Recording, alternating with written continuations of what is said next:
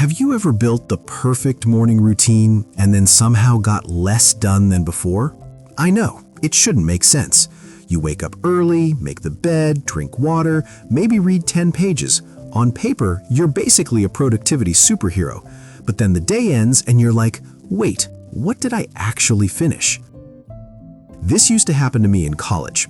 I created these color-coded routines that looked amazing in my notebook, and somehow I still procrastinated on the real work.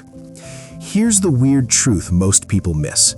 A perfect routine can quietly make you lazy. Not because routines are bad, but because routines trick your brain into feeling productive before you've done anything that actually matters.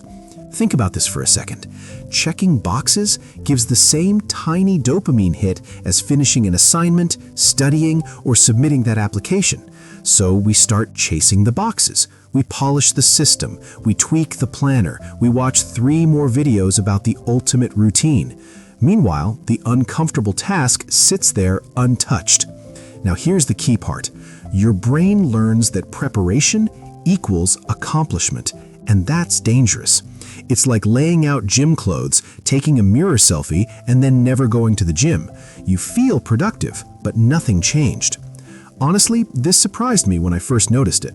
I wasn't lazy, I was busy with the wrong stuff. Students do this a lot. We rewrite notes, reorganize folders, highlight everything in 5 colors, all to avoid actually studying the confusing chapter. Young adults do it too. We research careers, watch tutorials, build the perfect plan, and somehow never start. Let that sink in. The routine becomes a shield.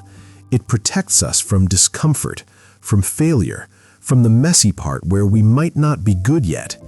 But here's the shift. A good routine isn't supposed to feel perfect. It's supposed to push you into the part you'd rather avoid. So instead of designing the most aesthetic morning, design a routine that makes the first win unavoidable. One small action that actually moves life forward. Send the email you've been putting off.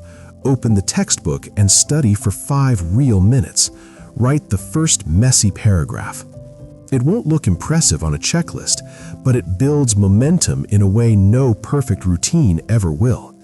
Think about the days when you had 0 routine but still finished something important.